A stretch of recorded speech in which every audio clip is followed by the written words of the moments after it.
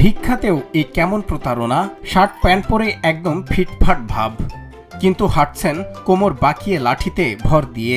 ব্যস্ত রাস্তায় দিব্যি চলছিল প্রতিবন্ধী সেজে ভিক্ষা করার ফার্স্ট ক্লাস অভিনয়। কিন্তু আসল কিরামতি দেখা গেল জনতা চেপে ধরতেই। লাঠিটা একপাশে ফেলে দিয়ে সোজা হয়ে এমন স্বাভাবিক ভঙ্গিতে হাঁটা দিলেন, উপস্থিত সবাই অবাক হয়ে গেলেন।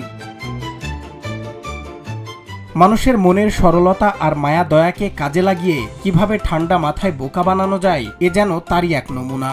ঘাম ঝরিয়ে কাজ করা তো দূরের কথা, পঙ্গুত্বের খোলস পরে মানুষের পকেট কাটার এমন ধান্দাবাজির দৃশ্য দেখে হাসি ধরে রাখতে পারেননি আশপাশের মানুষ।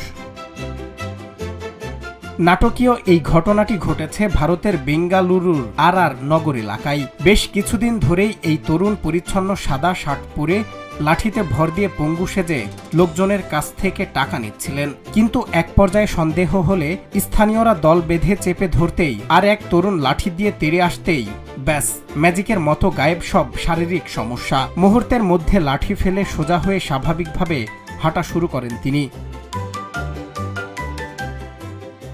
হাতে নাতে ধরা পড়ে তরুণটি শেষমেশ স্বীকার করে নেন, কষ্ট না করে সহজে টাকা কামাতেই পঙ্গুত্বের এই নাটক সাজিয়েছিলেন তিনি।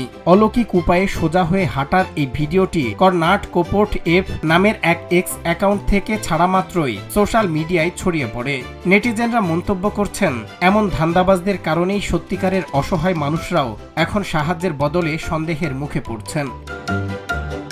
কষ্ট না করে সহজে পকেট ভারী করার এই ধান্দাবাজি ইন্টারনেটে চরম হাসির খোরাক জোগালেও আসল শিক্ষাটা কিন্তু বেশ বড়। তাই সাহায্যের হাত বাড়িয়ে দেওয়ার আগে দেখতে হবে সে আসলেও অক্ষম কিনা।